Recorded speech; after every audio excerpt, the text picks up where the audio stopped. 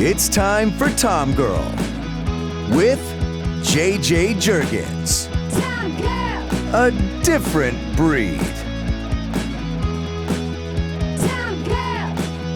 Tomgirl. Welcome to Tomgirl, where we talk all things sports, entertainment, fashion, and adventure. We have a very special guest on today's episode, Ann O'Neill. Ann played Division I college basketball, first for Illinois before transferring to Iowa State, where she was an athletic and academic All-American, and then went on to play in the WNBA. She now does mindset and leadership consulting and works as a senior cyber transformation leader at Palo Alto Networks. In addition to all of that, she also is the host and producer of her very own podcast, which you need to listen to as well, Get Busy Livin. Welcome to the show, Ann. Oh my gosh, I'm so excited to be here. Thank you. I do consider myself a Tomgirl, so I am ready to rock and roll with you. Oh, I love it. I love it. You know, we were introduced by Brenda Van Langen, who we both just love, and I'm so glad she made this connection because as we were talking, like just from the second I got off the phone with you the first time we talked, I was just like, oh, I can't wait to talk to her more, interview. You just had such a great energy and spirit. I was just motivated just talking to you. Yes. Brenda is amazing. She's been, so helpful in so many different types of introductions, whether that was to TV color commentating or amazing people like you. I'm always like, whenever she says that she has an introduction, I'm like, yes, like I'll love to talk to them. So yes, I'm so excited to be here. Yeah, that's great. She definitely is always dear in my heart because she's the whole reason that I was able to play at Nebraska. I, wrote her a letter back in the time after attending her basketball camps and her coaching there. So yes, so very grateful to you, Brenda. But yeah, let's dive into, you have so much I want to talk about. You have such a great story. Let's first start talking about basketball. When did your love of basketball begin? Oh my gosh. Wow. Where did it begin? So when I was a kid, I was so curious. I just was interested in anything I could get my hands on. So it started off with like astrology or spirituality or art or soccer. So any of my classes, I was just extremely interested in science. And then of course, like I said, it was very competitive at recess, so I, was always playing with the boys, whether it was kickball or doing like the pass punt kick, competitions that we had back in the day in elementary school. So I just was like, what's possible out here and how can I challenge myself? And I was always just really interested in being curious. And I guess my love for sports did start, like I said, in recess, whether that was gymnastics or kickball. And I got into soccer and I played in an Olympic development program with all boys. Oh, wow. So I was in elementary school at 10 or 11 years old and I was on a traveling soccer team with all boys and we would practice. Yeah, I know, right? So the Tomgirl really did fit right away, right from the start. So I practiced, 3 times a week. It was just as competitive as it is these days where you're practicing all the time and competing and going to different tournaments. And so that's kind of where I started being competitive and playing at a higher level because of course the boys were a little bit faster, taller, stronger than I was at that time. And so, because I was playing also a year up. And so I was always just challenged a little bit there. But like you mentioned, I'm from Iowa and the winters were cold and miserable. And I was so used to playing outside all of the time that I found my way towards basketball. And I got to play on an AAU all girls basketball team. And so I really kind of developed myself from that kind of an age where I could practice and play all of the time. And there's fun stories where I got into national tournaments there. So we can dive more into that. But that's kind of like my first introduction was the winters were cold and I needed a place to go run around. And that's how I got into basketball. I get it. Totally get it. I'm your neighbor being in Nebraska, so I understand. Feel your pain. Feel it. Yes, Let's dive into those stories because I want to hear more. I know I want to have you tell me about the Pat Summitt story at some point because I think that's amazing. But yeah, okay. Give me your best early basketball got it. story. Okay, yeah. So yeah, Pat Summitt, one of the legendary coaches, one of the best in all time, whether men's or women's college basketball. So we'll get into that. So where did it start? So I went to like an AAU national tournament and you played Division I basketball. So you know this where you're practicing all the time. And it was in Terre Haute, Indiana. And I was 10 or 11 years old and playing up. And so when I would go and play against all of the California teams or New York teams or Texas teams, people were towering over us and they had so much better skills. And I walked away from those national tournaments like, I need to go to the gym. Like if they're that good, then maybe I can try to be that good. And so I took that time to practice. After that, I was like, oh my gosh, I have to like try to match some of these girls that I saw. And in that time period, I actually received my first college basketball recruiting letter. And so I was, I think, 12 years old at the time. And it was from the University of Northern Iowa. And so I was like leaving gym class in 6th grade, and they're like, you have a piece of mail. And I was like, what? So I went to my locker and opened this up, and it was, we'd love to recruit you to play basketball at the University of Northern Iowa. And at 12 years old, I was like, oh my gosh, that's so cool. Like, they were able to watch one of those national tournaments that I mentioned and watched our games. And, I must have played well enough to start to look for that recruiting. And at 12 years old, for me, the biggest thing is it just gave me a point in the future to set my mindset to, like, really set those goals out there. So from that point forward, I really kind of focused on basketball and developing my skill sets. And at that time, that was a lot of dribbling, because I was already 5'8" at the time, 5'9" at 12 years old. But my mom, my mom is only 5'2". And so I did have a coach tell me, you better work on your dribbling. You might not get very much taller. So I ended up, that was probably one of the biggest things about my career is I would always be dribbling. So whenever you saw me, I always had a ball in my hands, and I would sit on the bleachers and dribble. I'd go into the locker rooms and dribble against a wall. So that was my way of really kind of honing in on skills that would really pay off in the game, whether, that was jumping rope or dribbling, all those kinds of things. So there's the inset of, getting that letter and really kind of being like, oh, I could be great if I really tried and applied myself. So fast forward a few years, I'll tell you about the Pat Summitt story. So I was being recruited by a lot of, incredible universities across, the nation. And it was amazing because I really loved the game, and I was surrounded by, in my AAU team, all players that were playing Division I or going to be playing Division I basketball. So that was amazing. And then my high school game, so I'll set the scene. It was my junior year of high school, and it was in the middle of winter, of course, in Iowa. So January, I just can always expect a blizzard whenever you have a basketball game. And it was like a random Tuesday night that we were playing outside of town, and we were in warmups, and you could kind of hear this commotion in the stands. And I was like, what is going on? And my high school coach pulled me aside and goes, and Pat Summitt and her head coach or head associate coach, Mickey DeMoss, showed up to watch this game. They chartered in a flight to watch you play. And I'm like, what? And so I looked a little closer into the stands, and, they were sitting up by themselves in the stands to watch and recruit. And it was just so cool. It was such an incredible experience to have, one of the all-time best coaches of all time, be able to come to your game on a random Tuesday night in the middle of a blizzard and charter a flight there. And so that was just an incredible, moment for me, just to have, somebody like that come to the game. And I can tell you a little bit about after the game. Do you want me to share that story? Yeah, sure. Okay. So the fun thing is, I don't really remember how the game went, but, you would think that the conversation would be all about Pat Summitt being at the game, or, how many jumpers I made or missed, or turnovers. And what ended up happening is we had these two older gentlemen that would come to all of the basketball games within the city in Cedar Rapids, Iowa, and they would keep track of all the stats. But anyway, there was the huge blizzard. And so after the game, my parents were like, let's give Ryan and Greg, were their names, a ride home. And so we got in the car. And again, we were like 30 minutes outside of town. You would think, again, the conversation would maybe be about the game.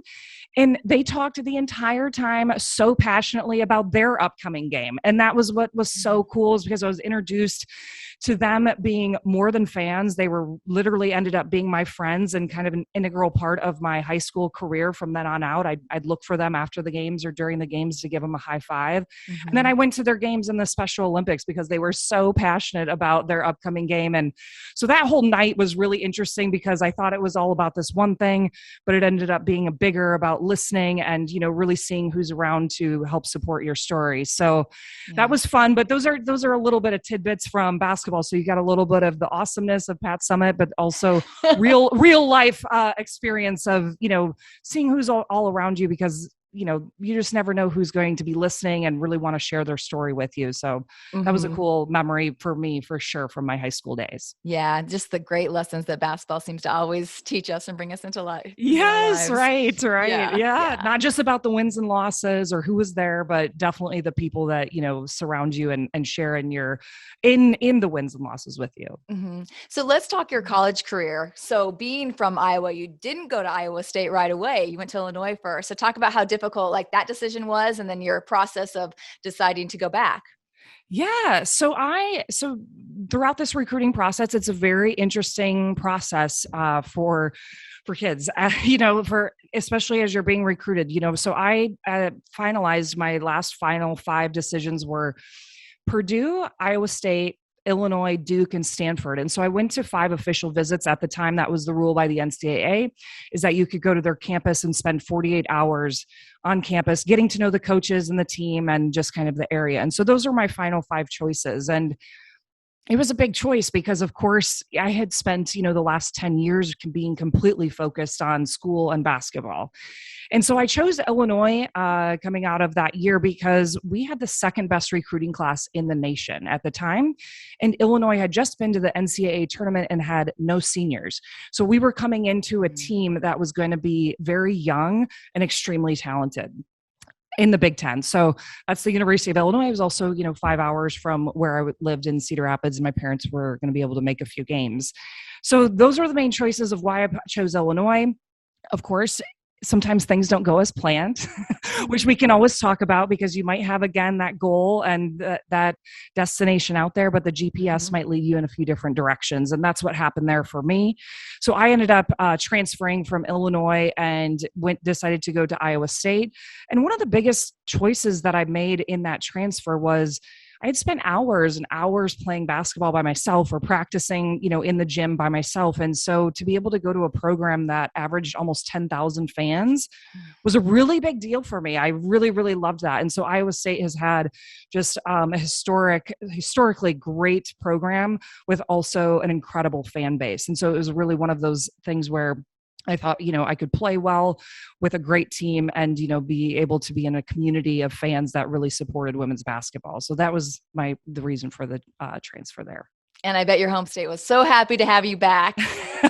Oh, yes. I mean, I think so anyway, but it was so much fun. It was an incredible program. And again, it was great. My sister was there at Iowa State, so she was able to make a bunch of my games, and my parents were able to drive over to all the home games. And it was just a lot of fun. We had a really great couple of years and great teammates there. You also were picked to do the ESPN 3-point contest. Tell me that story, because I know you went through a big process of changing your shot.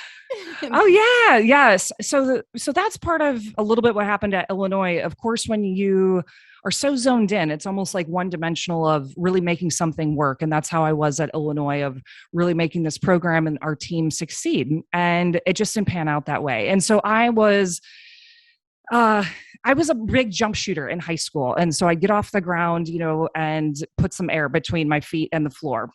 If you guys can imagine that. And the coaches there wanted to kind of make me a little bit more into a set shooter outside the 3-point line. Well, of course, after spending all those hours and thousands of shots, it got really emotional and in my head psychologically about how to do that shot, from a set shot instead of a jump shot. So when I ended up transferring, I actually was not able to shoot the basketball from the 3-point line. So, and when I say that, I mean, I wasn't able to hit the rim. I couldn't hit the backboard when I would go and shoot from the 3-point line. So I actually made 4 3-pointers that entire season out of, I think, like 33 games or something like that. So that means I just basically didn't have that piece in my basketball game anymore. So then when I transferred, I was like, at some point, I'm going to need to figure out this 3-point shot in my head. And I didn't tell anyone this goal of mine, but I was like, I'm going to try to make the ESPN 3-point shooting contest because I know it's going to be so hard for me to be able to do that. I'm going to have to completely transform my shot, my 3-point shot. So I go through Iowa State. My first year, I sit out because of the transfer rules. My second year, and during the end of that year, I tore my ACL. So my sophomore year, when I started playing, I was about a year behind because, you're just not as fast. You have, taken a year to just work on your muscles and not, your basketball game. You're just much slower, can't jump as high. So my sophomore season, I wasn't, that great. Our team didn't do that well. Junior year, I started with my free throw and I started to revamp my free throw shot because my free throw was also just a little bit off, if you can imagine being in your head. So I started shooting my free throws one-handed, and there are really great pictures like this. So, if all of your sports fans out there know toe, knee, elbow, ball when you're shooting the basketball, and your other hand is just a guide hand. Well, I would do that, and then as I was getting ready to shoot, I'd pull my left hand off, and I would just release with my right hand. So I ended up taking my free throw from about 70% from my sophomore year up to like high 80 percentile. And I was like, wow, okay. So if I can change my free throw, I'm going to be able to change this 3-point shot. So everyone listening, here's the end result is that before my senior year, so I was 22 years old, I was like, I'm going to redo this 3-point shot. I went right back under the basket like you do when you're in first grade. And I started shooting like hand over the cookie jar shots, right 1 foot underneath the basket. And so this is the thing that I always take away is that anytime you come up against something, you can go back to the basics. And so I was like, that's what I'm going to do is I'm going to go back to the basics of what I was taught in all those camps and AAU tournaments to go toe, knee, elbow, ball and shoot all over again. Just forget anything I had thought besides that. And so I started to do that. And then I'd go 2 feet out and then 3 feet out and 4 feet out. And by the time I got back to the 3-point line, I was shooting them basically one-handed. But the form was perfect. It was just back to the basics of how you were taught when you were a kid. And I'll fast forward, but I was able to shoot so much better from the 3-point line. At one point, I was leading the nation in 3-point percentage, which was amazing. But what really ended up happening was that I was able to help propel the team. Like I actually was a better player and it made our team better because I was able to add this extra, arsenal to my game, not just jump shots, not just free throws, but be able to be a presence from the 3-point line. So at the end of the season, we didn't make it to the Final Four, but we made the NCAA tournament. I had NCAA or bust written on my shoe because that was the main thing I was focused on. But they came up and they told me, Ann, you got chosen for the ESPN 3-point shooting contest. And I literally just remember starting to cry because I was like, what a journey that had been for 5 straight years from Illinois through the injuries, the ACL injuries, to revamping the free throw, to finally being able to shoot back like I had in high school. And it was just like, oh my gosh, I overcame this mental block, this emotional block, psychological block of shooting. And I was like, what I really take away from that is always just going back to the basics. And so now I do that with my career or my day to day. I'm like, if anything feels too complicated, I'm like, I know there's a simple way if I just look for it. So that was just a proud accomplishment because of the journey that it took and the really looking and discovering of how to go back to something that, I was really able to do. And so that propelled our season that year, which was amazing. And then I was able to cap off a senior year that, I was, one of the years that I was finally looking for throughout my college career. So there you go. That's my 3-point shooting story. So there you go. I love it. Now I hear you talk. Have you always been a real goal setter? Like, do you write your goals down? I know you said you put that on your shoe.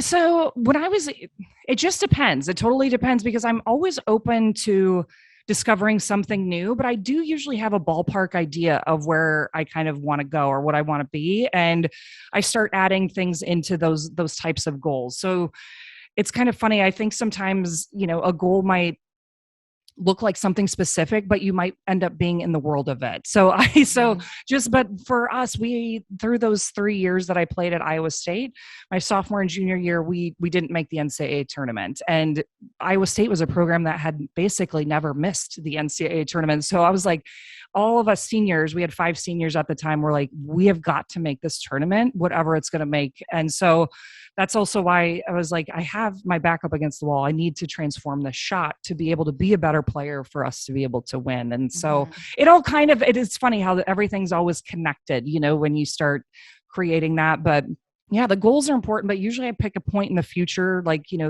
even when I was 12, that I'd like to play in college, or, that senior year of really making the NCAA tournament. I do really see that vision, and then trying to lean into anything that kind of supports that vision, I would say.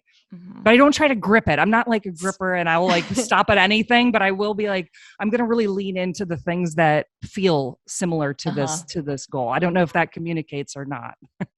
And then was playing in the WNBA one of your goals then as well? Yeah. Well, see right there, I had only looked so far for the NCAA tournament. I really didn't know that was an opportunity for myself. So when I was drafted 30th by the Sacramento Monarchs. So I wasn't in New York. Like, it wasn't like me in the fashion week, like you see these days with the awesome WNBA players or the college players who are like dressed to the nines and carrying the jersey out. No, it was nothing like that. I was actually in Ames, Iowa, watching a football scrimmage, watching like a red and gold football scrimmage. And somebody told me, you got drafted. And I was like, what? Oh my gosh, I had no idea. And even I left out this piece, but from the torn ACL, I had also had like a torn plantar fasciitis, which is the arch in your foot. And at the time that I got drafted, I had a stress fracture. So I went out there, but I wasn't able to play. And so I came back, and then they called me back the second year, and I was able to play, and it was, just a ton of fun. But sometimes, those injuries, they can go back and forth with when you're trying to rehab them. But yes, it wasn't a goal. That NCAA or bust was like the only vision I really had for that year. And it was just icing on top because of how our team performed, how, I was able to transform that shot, and then be able to have the opportunity to play with the best players. Like I get to play with Tisha Penicheiro at the Sacramento Monarchs, which was one of my idols growing up. So I love that you're always, have people to look up to and strive to be and emulate. And that was, what that opportunity was for me. And how was that experience playing at that level?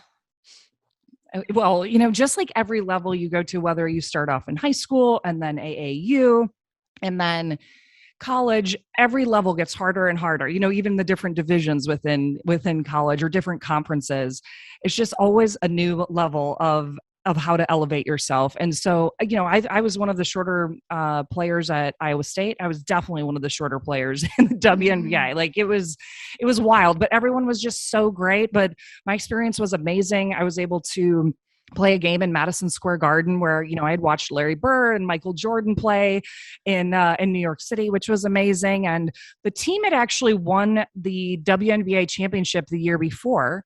And so we were able to go and meet the president in Washington, D.C. because, they got to meet them from winning the year before. And I got to kind of ride their coattails there. And so, we had just amazing experiences all around, just playing at that level, but being around it. And now to see how much it's even growing and flourishing, and it's incredible to see the opportunities that women have these days. I just, I thought there were so many for me, and I just see it growing and growing. Yeah. It's incredible to watch. Yeah. Very happy for these new generations and what they have available. Yes, definitely. So then post basketball, you transitions to kind of going on the other side and doing some commentating. Tell me about that. Oh, I love commentating. I love TV color commentating. This is when Brenda Van Lagen comes back in. Y'all know her from Fox Sports, and all different types of, I guess, things that she calls these days.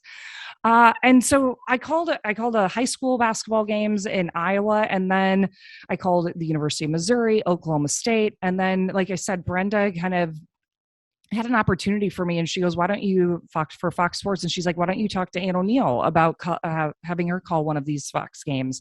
So that was a huge break, and I loved the idea of calling the game because it's kind of like podcasting. You get to share people's stories, right? And it's not just about the X's and O's. You do talk a little bit about that, but it's really kind of the why, how, and, oh yeah, their parents are visiting from here, or, how they're coming back from an injury, or what they've been dealing with. And I just love those stories behind the scenes that you don't really get to know. And that was a lot of fun to be able to call those games, from the side. And you also, I don't know, something I discovered there, because I, played basketball, then I coached basketball for a couple of years at Eastern Illinois.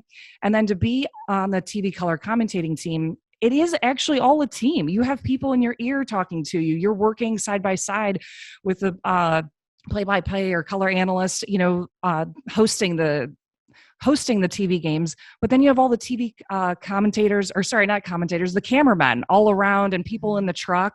So you get to see this whole production of teams and just how everyone is in coordinated action and all about like calling the best game and telling the best story on TV. And so I loved seeing the correlation between what you see as an athlete, then what you see as a coach, and then what you're able to discover, from calling it on the sidelines. So it was a super, super fun experience for sure.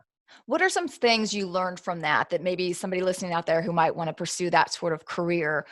Are there any tips that you learned or things that, mistakes you made or things you found out that would help somebody pursue that? So, one of the biggest things is that I would say is just say yes whenever somebody asks you to be able to, like, are you ready to call this game? And just be like, yes. And then you kind of follow, you pull yourself forward, and kind of generate yourself to be ready to call those games. I know for me, one of the times that I was calling a Fox game, it was Oklahoma versus Oklahoma State. And I had really, really bad strep throat where I almost couldn't speak. And so we were prepping beforehand and I had all these notes. I also recommend everyone, doing your research, trying to find out all the fun stories that really, engage people into the game when it's not just a pick and roll. So, creating those stories and having them ready to go. So that's exactly what I was doing during this game. And I looked at the guy and he was like, so are you ready? And I'm like, I'm going to be very quiet until it's time to go. And I remember him looking at me like, oh my gosh. He's like, then I saw him like scrambling, but I didn't want to say anything. But as soon as the lights turned on, I was like, all right, let's go. And, I was you're just ready to go and generate yourself. And it was really an awesome game. So sometimes even when you're not ready to, you don't think you have the skill sets, there might be other people around you that, see something in you and just say yes and go for it. And discovering things newly and learning from those experiences are always a part of the game, just like when you played basketball or when you were an athlete.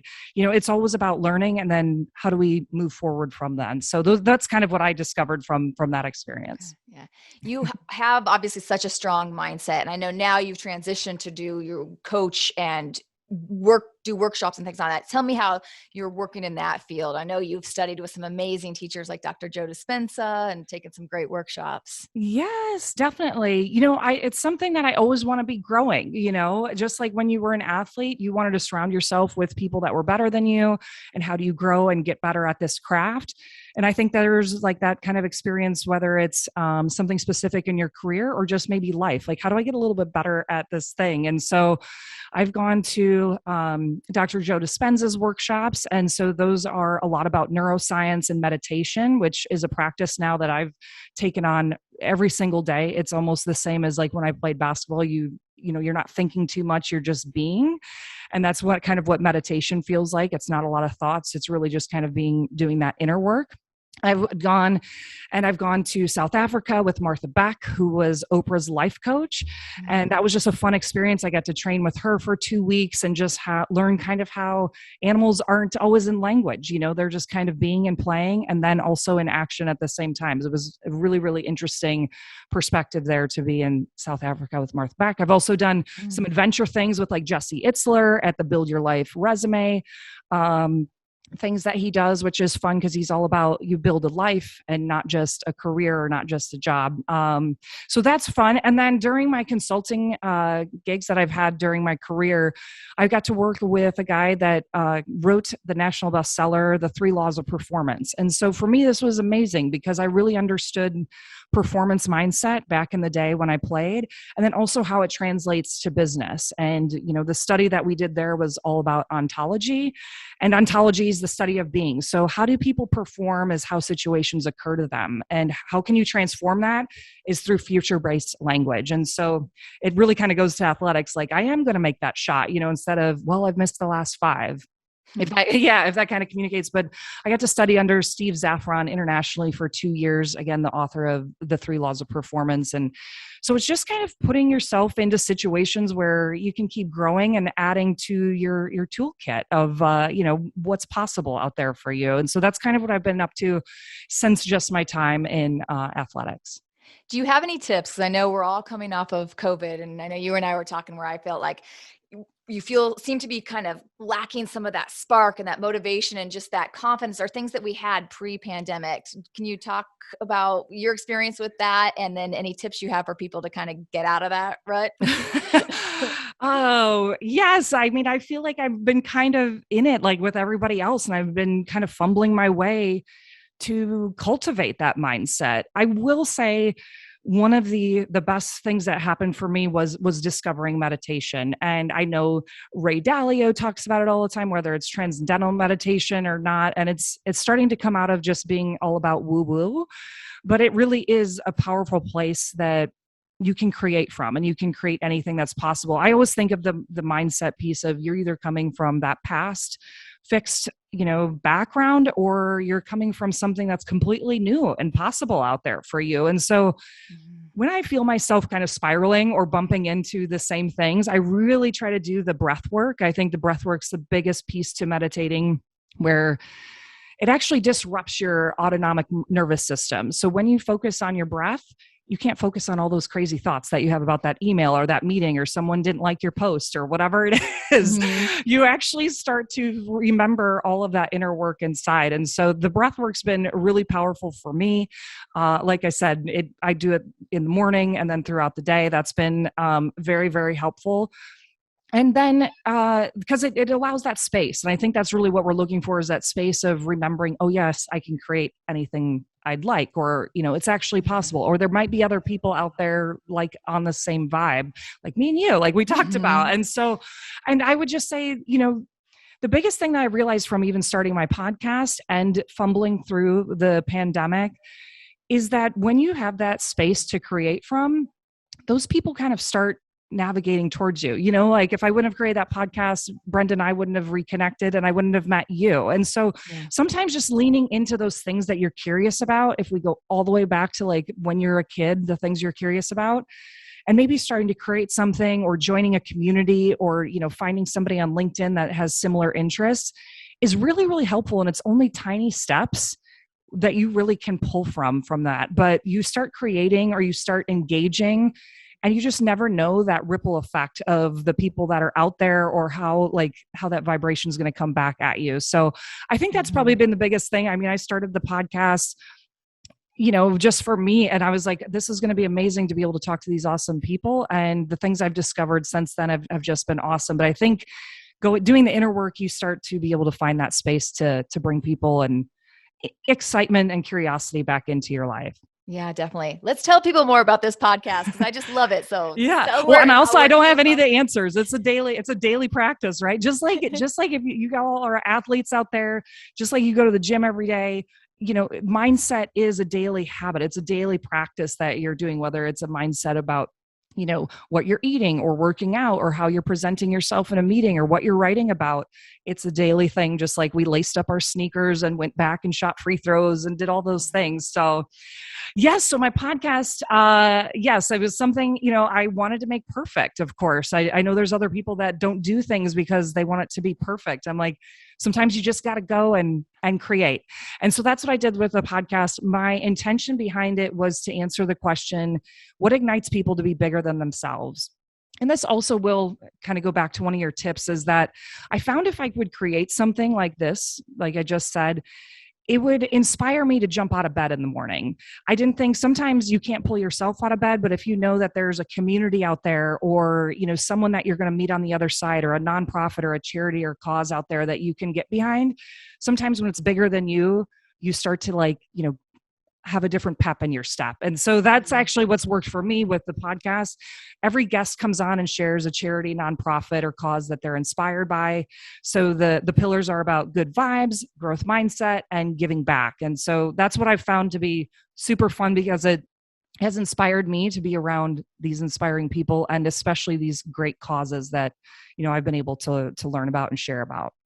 Yeah, I love it. It just has such good energy to it when I was listening to it, and just everything about you. Even you go to your website and it's like you got this great, good vibe, and I think that's so refreshing, especially when you're, when people go down the rabbit hole of social media, or there's so much negativity out there, it's just such a like breath of fresh air to listen to your podcast and hear all these Oh, positive people for oh sure. my gosh. Thank you. Thank you so much for saying that. Yes. If you go to my website, it's just kind of a fun beach picture. And it's like, thanks for bringing your good vibes here, because that's what we want. And, social media can make you feel all kinds of things. There's a lot of different things on mental health about social media, on the likes and, how many filters people are having and all those things. And I'm just like, I just really want to connect with like great people that are doing awesome things in the world, like you are here with Tomgirl. So it's been awesome to be able to have some of these conversations. And one of the guys I had on, his name's Paul McLean, and he's doing Dreams for Life in Bali. And it's about all these underprivileged kids with orphans, that don't have parents. COVID really, really hit them very hard over in Indonesia. These are stories that I didn't even know about until I was in conversation.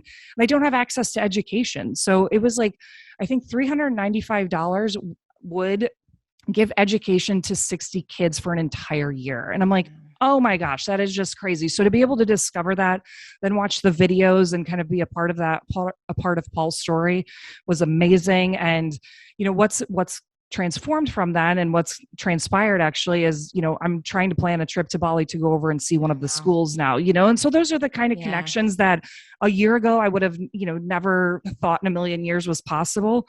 But I was so moved by this story and the work that he was doing that, I wanted to be able to give back and, create those conversations and highlight, what they're doing in the communities and what the kids are experiencing actually having education. So you just never know what's possible out there, so I'm like, that's what's fun. And you can always discover something newly and in a new way. Even if you know the person, you might have a conversation that shows up. Yeah. When you're researching to try to find people, are you just looking on the internet for new guests, or how are you finding the people to come in on your podcast? Yeah, that's a great question. I have never been asked that before. I started off with knowing a couple of people, just in my community that I was like, I'd love to share your story and, the nonprofit charities that I know that you have and you're creating. But really, it's just they just kind of show up. I don't know how to say that any differently. Like Brenda and I, talking about her docuseries, it's called If Not For Them. And she's creating the history of women's basketball, which I was extremely inspired by, because I didn't even know that there was a ton of history before Title IX and the NCAA and how much they had to create basketball before it was even really, because it was all about money back then. And I was like, oh, that's interesting. So I just learned so much, even just talking with her, but also I saw her post on LinkedIn and then I reached out. So, anyone can reach out to me on, Instagram, my website, whichever. And, if you have an awesome story to share like that, I'm really excited to be able to highlight them and the good work that people are doing out there, because we could all use a little bit more good news and a little bit good vibes out there, I think. Yeah, we sure could. Well, since you brought that up, tell everybody what your website is and what your Instagram handles are so they can follow you. Okay, great. Thank you. So it is AnneO'Neill.co, and that's AnneO'Neill.co, AnneO'Neill.co. And then I think all of my social media handles I made into Hey. So come say Hey, Hey, Anne O'Neill. So that's like LinkedIn, Instagram, Twitter. I haven't dove into TikTok yet to actually creating. I don't know. I don't know how many rabbit holes we can go down here with social media. I'm like, oh my gosh, I don't know. So those three are where I'm at most of the time. I, still have to, put hours and time limits on some of them, but so hey, Anne O'Neill on all those things. Okay. And before I let you go, any last tips? I mean, just advice or thoughts that you have, or this can cover anything because you do so many things. So it could be about somebody who wants to be, being a college athlete, or, going after a scholarship, or pursuing your own business like you're doing now too, your leadership, your mindset, that career. Oh, yes. Man, there's so many tips. Hopefully you were able to take a few away. I do want to circle back. So back to the basics is always one, in case life feels overwhelming from that 3-point shot. Go back to the basics. I would say any type of thing that you can find that really helps with your inner work actually helps with your mindset. So we talk about mindset so much, and it's not just language of like, woohoo, go do it, kind of thing. But it's really kind of sitting into your breath work and your body, whether that's meditation, whether that's praying, whether that's just going on a walk, who knows? It can be something very small, but really doing that inner work, I think, has been incredible for me because I think that was basically what I was doing when I was shooting baskets all those years ago. So to be able to rediscover that in a new way was really powerful. I'd say yes to opportunities that maybe you don't feel like, again, that you're ready for, because other people around you might see something that you don't see in yourself yet. So just say yes and you'll figure it out along the way. And then one of the things we didn't talk about, but it kind of was one of the themes, I guess, a little bit, is just continue to stay extremely curious. Like, what excites you when you think about it? Like, I always think of when somebody says a word or says like, hey, we're going to, book this trip. Do you want to go? I'm like, yes. Like, that's the thing. Like, you were talking about the RVs or ATVs. And I'm like, that's a yes for me. Like, sometimes you just know right away what makes you light up and what feels warm and good to you. So if that's astrology or reading or, studying animals, whatever that might look like, just continue to be curious about it. And when it feels warm and good and you kind of start smiling when you're thinking about it, then just do a little bit more of those things. And I think the more you can add to that, the happier life is. You have a lot of those different curiosities out there that, can be possibilities. So those would be a few of the things that I can say for tips, to take away. Wonderful tips and advice. I did think of one more question I wanted to ask you. Oh, yeah. Okay, great. Since basketball was so much of your life, and then now, is there something that you love to do? Like, are you a big adventurer, or what are the things that you like to do in your spare time? Oh my gosh.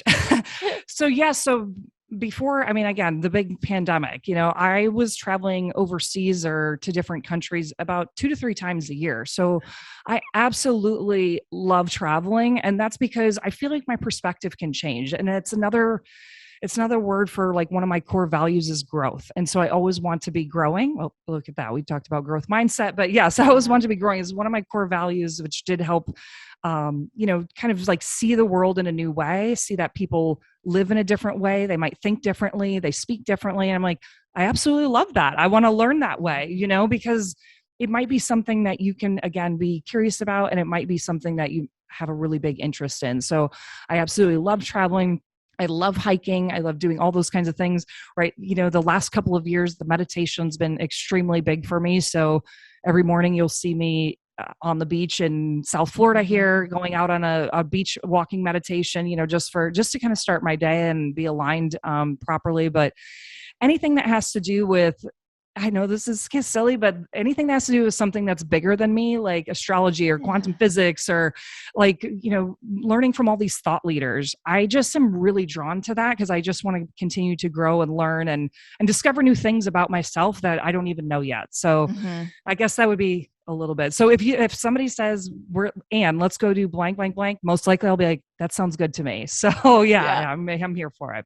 I love it. Well, I'm definitely coming up for some things that we can do together. Yes, I know. I'm already smiling. This has been so awesome. I'm so honored to be here. Thank you so much for having me on. And hopefully your listeners can take a few things away. And again, if y'all want, come say hey to me on any of those social media outlets. Yeah, well, you are wonderful. You have so many great tips today, so many things that I'm going to use in my own life. You have me inspired, so I just really appreciate you taking the time and sharing your story. And I just hope for more continued success and growth for you and happiness. Oh, thank you so much. That means the world to me. And it's just one of those things. I am so grateful to be able to meet you because again, I think there's that vibration out there that we wouldn't have met unless we were creating and kind of seeking that out. I think, there's that Rumi quote of what you seek is seeking you. And sometimes I always think of that. And I'm just so grateful for our friendship already. Well, and it's like you talked about your podcast. It is one of the reasons why I started this. And, I got discouraged during the pandemic because I wasn't doing it as frequently as I was pre-pandemic, so you start to build that frustration, but then when I get back and I do it and just like today, it just fills me up. It just makes me so happy to be able to, I wanted to be able to create a community of awesome women and men too, but this tribe, people that had adventurous spirits and sports minded and things. So I hope that people out there listening are really going to, embrace everything that you said and take it and use it in their own life. And also comment and follow you and just keep this tribe growing. Well, that's the biggest thing, is because what it boils down to is people's great stories and what they're up to in the world. And so it's just so big. It can be really great when we make those connections and collaborate on new ideas and discovering something new. Like, I knew immediately when I talked to you, I was like, oh, you never know what we could create out of this, or, what's possible. So you just never know. And, not beating yourself up about not doing enough or not writing enough or not posting enough. Y'all, all you got to do is just one or two things and you're good, and connect with the people that, again, are feel like magnets to you. So I think that's really big. This is so awesome. And I'm so excited to be a part of the Tomgirl community for sure now, for sure. Legit. You're definitely in the tribe. Legit. Awesome. I love that. Thank you so much. And thank you guys all for listening and watching again. Be sure to follow us on Facebook, Instagram. I'm the same. I haven't quite gotten on the TikTok yet. And then we have the YouTube channel and website. So we will see you again soon. Bye-bye.